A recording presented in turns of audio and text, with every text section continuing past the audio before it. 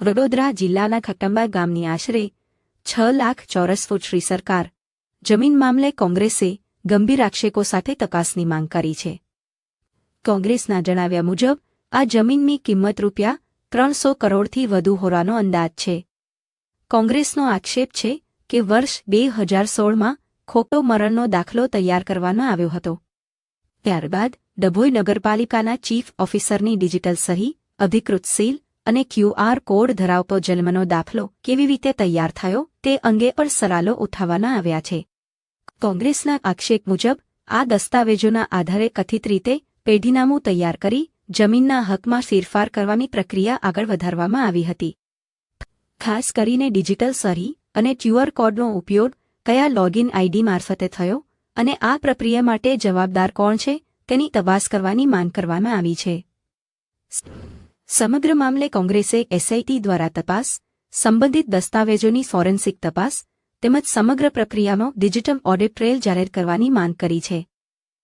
સાથે જ આ સરકારી જમીનના મામલે વહીવટી તંત્રની ભૂમિકા અંગે પણ કોંગ્રેસે ગંભીર સવાલો ઉઠાવી જવાબદારો સામે કડક કાર્યવાહી કરવાની માંગ કરી છે. જો કે આ તમામ આક્ષેપો અંગે સંબંધિત તંત્ર અથવા અન્ય પક્ષનું સત્તાવાર નિવેદન શું છે તે સ્પષ્ટ થવાનું બાકી છે. ભાજપ એમની ડબલ એન્જિન સરકારમાં દિવસે દિવસે ભ્રષ્ટાચાર ખુલ્લા પડી રહ્યા છે. સરકારમાં બેઠેલા લોકો એના અધિકારીને તંત્રના મેળાપીપણાથી ચારે બાજુ જે લૂંટ ચલાવવામાં આવી રહી છે એ પાપનો ઘડો હવે ભરાઈને ફૂટી રહ્યો છે.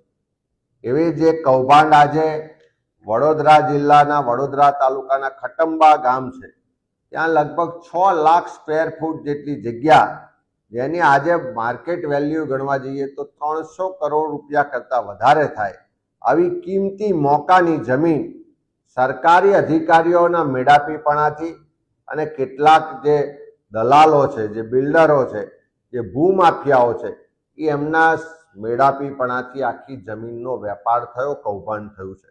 એની વિગતો જોઈએ તો વડોદરા તાલુકાનું ખટાંબા ગામની 6 લાખ સ્ક્વેર ફીટ જગ્યા જે શ્રી સરકાર જગ્યા છે, બોલે સરકારના નામે જગ્યા છે, ત્યાં 2016માં ખોટો મરણનો દાખલો ઊભો કરવામાં આવે છે, જેની તપાસ થતાં એ દાખલો ખોટો છે એવું સાબિત થઈ જાય છે. ત્યાર પછી જ્યારે કૃષિ પંચ ને મહેસૂલ વિભાગના અધિકારીઓ દ્વારા આખું એક ગોઠવણ થાય છે કે પેઢીનામું બનાવીને લાવો, પેઢીનામું બનાવવા માટે જન્મનો દાખલો જોઈએ, ત્યારે ડભોઈ નગરપાલિકાના ચીફ ઓફિસરના મેળાપીપણાથી ડભોઈ નગરપાલિકામાં રાતોરાત કોઈ પણ જાતના આધાર પુરાવા વગર એક જન્મનો દાખલો જનરેટ કરવામાં આવે છે. અને જન્મનો દાખલો પણ એવી રીતે જનરેટ થાય છે કે રાતોરાત દાખલો જનરેટ થાય છે અને પછી થોડા દિવસ પછી એ બધા જ ડોક્યુમેન્ટ, તમામ પુરાવા બધી જ જગ્યાએથી નાશ કરવામાં આવે છે.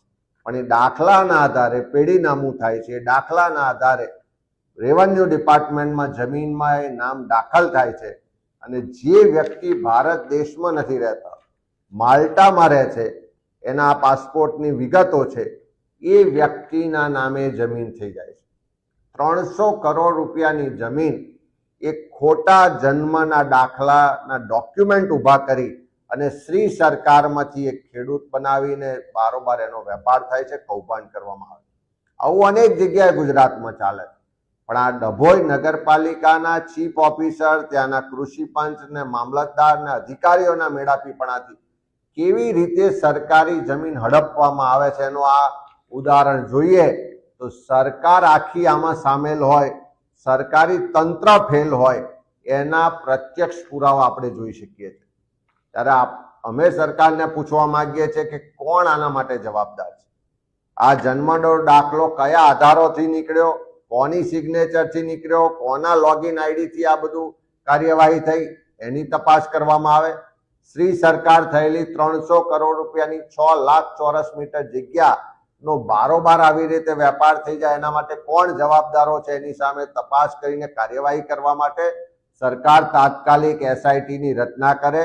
માનનીય મુખ્યમંત્રીશ્રીને પણ કહીએ છીએ કે તમે ખૂબ ગંગાજળની વાતો કરો છો, ભ્રષ્ટાચાર મુક્ત વહીવટની વાતો કરો છો, કોઈને પણ છોડીશું નહીં એવી વાતો કરો છો. તમારી નાક નીચે આ ભ્રષ્ટાચાર 300 કરોડનો થઈ રહ્યો છે, તો એની એસઆઈટીની રચના કરીને તપાસ કરો. જે પણ જવાબદાર ચીફ ઓફિસર હોય, કૃષિ પંચના મામલતદાર હોય કે જે પણ લેભાગુ લોકો હોય, તમામ સામે કડકમાં કડક કાર્યવાહી થાય એવી માંગણી કરી.